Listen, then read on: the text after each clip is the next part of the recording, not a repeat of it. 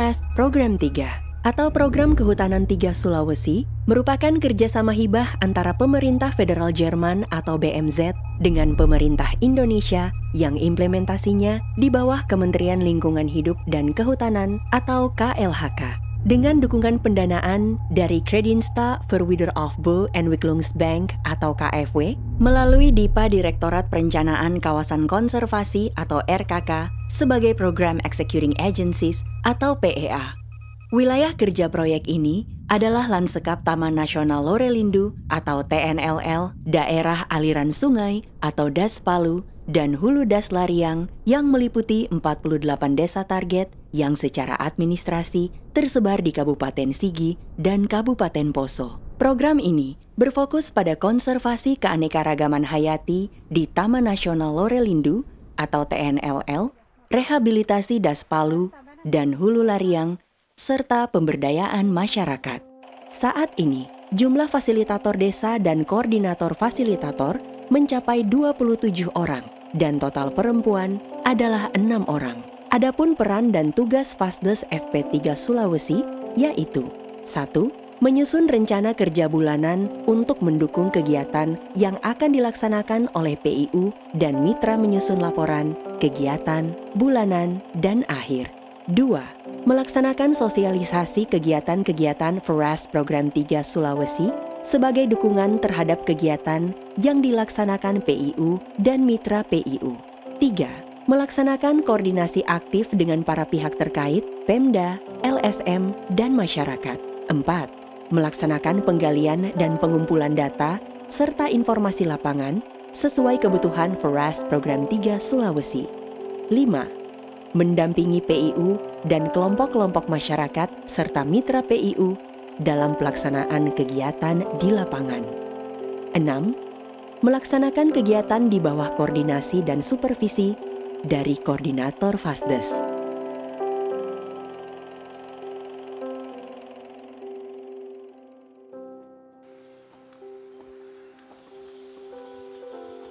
Saya menjadi fasilitator desa mulai dari 2017.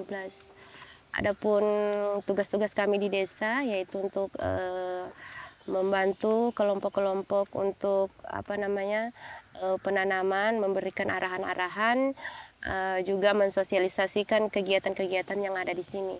Kita selalu mengadakan dampingan. Nama saya Sumiati.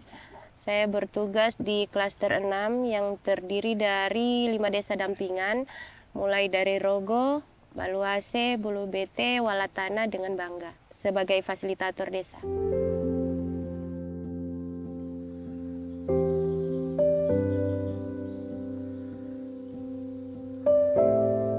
Kalau hambatan sebenarnya itu banyak. Misalnya pertama masuk, kita menjumpai karakter orang yang di desa itu berbeda-beda. Nah, kita juga baru mengenal, namun itu sebenarnya bukan masalah, tapi itu merupakan tantangan kita sebagai fasilitator desa. Iya, pastilah seperti 2018 kemarin kan ada gempa bumi, jadi kita tidak bisa beraktivitas sama sekali, karena masyarakat itu rumahnya pada rubuh, sehingga masyarakat tidak bisa beraktivitas di lokasi RHL. Untuk perubahannya saya lihat dari masyarakat ini sudah banyak sekali, karena awalnya masyarakat yang belum banyak mengetahui dampak dari rusaknya hutan itu, sekarang sudah paham. Kebanyakan masyarakat itu yang tergabung dari anggota RHL, mereka sudah mulai menjaga hutan. Kegiatannya kami sebagai fasilitator dengan kelompok-kelompoknya itu, misalnya di persemaian kita selalu sama-sama, karena misalnya fasilitator itu memberikan arahan-arahan atau masukan-masukan kepada kelompok itu sendiri. Begitupun dalam hal penanaman kita selalu ikut, juga memberikan arahan-arahan, misalnya jarak tanam, kemudian tanaman apa yang cocok di lahannya yang kritis atau lahannya yang memang tegakannya masih bagus. Nah, itu semua kita berikan arahan ke kelompok. RHL itu rehabilitas hutan dan lahan. Jadi masyarakat melakukan penanaman untuk menghijaukan kembali gunung itu sehingga mengembalikan kembali fungsi dari hutan itu sendiri. Kalau untuk masyarakat responnya gembira lah. Kemudian juga dalam adanya RHL ini salah satunya itu membuka lapangan kerja untuk masyarakat yang ada. Karena kita ketahui bersama untuk Dolo Selatan itu karena gempa kemarin masyarakat tidak bisa lahan-lahan pertanian mereka tidak bisa diolah lagi. Jadi dengan adanya kegiatan FP3 itu salah satu membuka lapangan kerja untuk masyarakat. Mungkin dulunya yang begitu cuek dengan itu hutan dibuka atau pembakaran atau ada penebangan, untuk sekarang dengan adanya RHL masyarakatnya sudah mulai peduli. Kadang mereka setiap ada pembakaran atau pembukaan lahan mereka akan laporkan. Untuk RHL mereka dari kelompok itu sendiri meminta atau mengusulkan bibit-bibit yang mereka inginkan yang cocok di lahan kritis. Setelah itu ketika mereka sudah ada bibit atau mereka semaikan sendiri, mereka bersama-sama dengan anggota kelompok itu sendiri langsung menanam. Fasilitator desa selalu bersama-sama dengan kelompok mulai dari awal sampai misalnya kita dari persemaian sampai untuk penanaman kita tetap sama-sama dengan kelompok itu sendiri. Walaupun medannya kalian seperti ini sudah, tetap kita sama-sama. Intinya, kalau saya intinya tanaman yang kita tanamkan itu bisa hidup dan berhasil. Kayak Dolo Selatan ini kan rata-rata gunungnya itu kritis seperti ini, susah sekali tanaman untuk yang hidup dari tanahnya sendiri yang bebatuan. Jadi di sini dicarikan tanaman yang memang cocok di lokasi ini. Fungsinya yaitu untuk mengembalikan fungsi dari hutan itu sendiri sehingga bisa tutupan lahannya yang kita kejar di sini.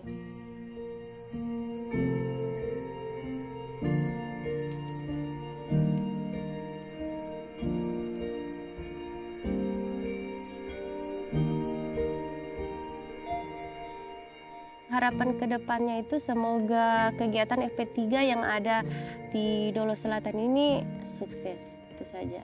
Dengan bisa nanti setelah berakhirnya FP3 kelompok-kelompok RHL ataupun kelompok yang dari dampingan dari FP3 sudah bisa mandiri. Maksudnya kelompoknya tetap berkelanjutan, tidak stop sampai di sini saja. Kalau saya hutan itu ya penting sekali menurut saya karena hutan itu jika tidak terjaga maka bencana akan terjadi di mana-mana.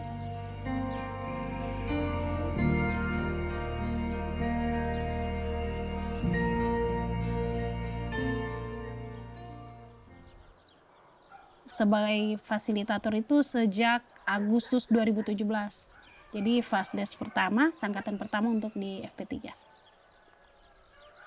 Fasilitator desa aktivitasnya ya seperti namanya, jelas dia memfasilitasi semua kegiatan yang berkaitan dengan FP3, memfasilitasi PIU, memfasilitasi masyarakat, istilahnya sebagai jembatan lah dalam program ini. Nama saya Sisi, panjangnya Christina Cecilia Boka.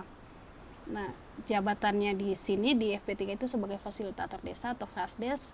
Kerjanya di klaster 2, yaitu di 2 kecamatan, Lore Utara sama Lore Peore, 9 desa. Dari C2 sampai Watu Tau.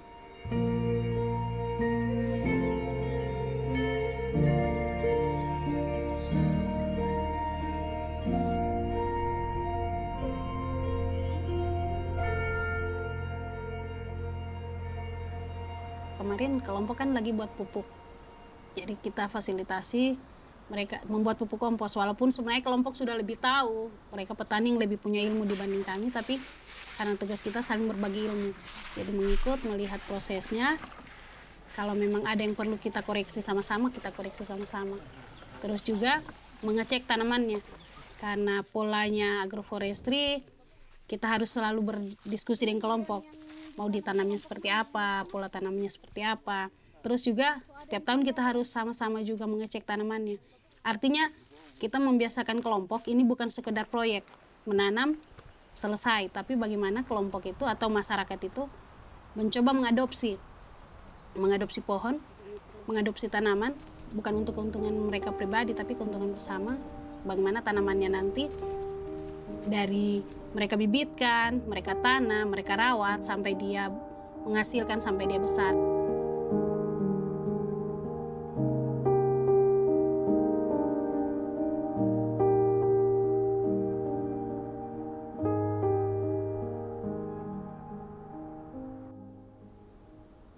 Hambatan masalahnya dengan kelompok biasanya, karena semua kelompok itu punya model yang bermacam-macam, jadi tidak semua kelompok itu 100% langsung kelompok yang berhasil, karena kebanyakan kelompok yang baru juga dibentuk, sama-sama dari bawah mengatur seperti apa. Hambatannya pasti di situ, di kelompok. Ada masalah antar pengurus dengan anggota, kita cari solusi sama-sama. Terus juga hambatannya karena faktor cuaca atau faktor bibit, tanamannya biasa mati, yang kayak begitu. Di sini di bulan Mei 2020 kan pernah banjir. Banjirnya ada beberapa desa. Nah, hambatannya itu seperti kelompok di Desa Wanga ini banyak yang tanamannya kemarin jadinya rusak karena didapat air, kena banjir. Jadi hambatan di bencana alam itu ada.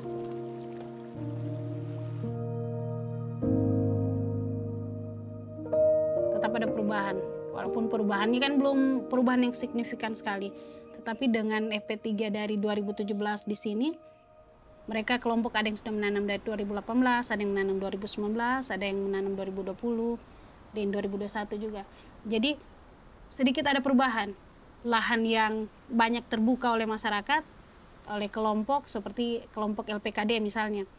Karena itu lahan yang terbuka oleh masyarakat, mereka tanami lagi. Jadi dulu setelah terbuka kita lihat sangat gersang karena pohon-pohon mereka juga tebang, tetapi oleh LPKD ditanami lagi. Jadi kalau untuk tutupan lahan sudah ada perubahan sedikit, pasti ada.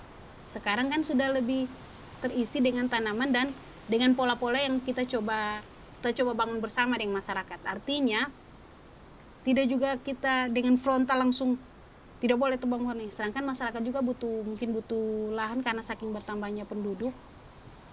Kebutuhan untuk lahan itu lebih banyak lagi kan.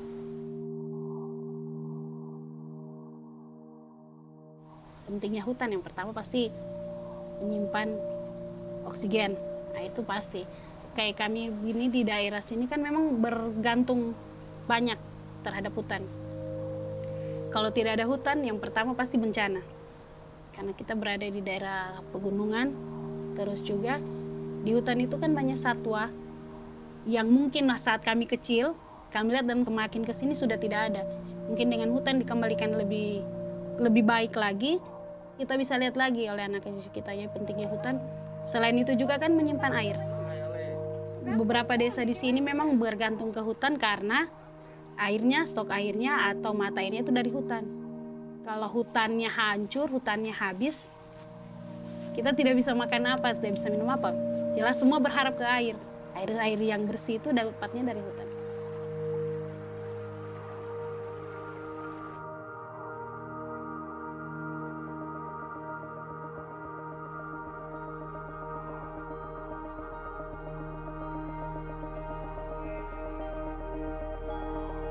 Bekerja, membangun desa sendiri, membangun wilayah sendiri.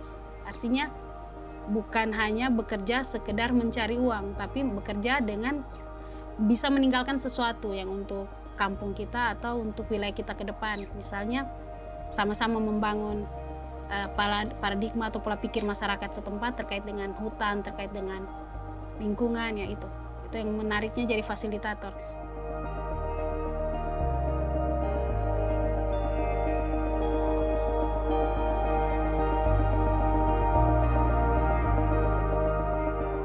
Harapannya memang program ini mungkin lebih berkesinambungan dan bagaimana dengan masyarakat itu bisa lebih mandiri, tidak bergantung dengan program-program itu sendiri, punya pola pikir dan pandangan yang lebih baik terhadap alam dan hutannya.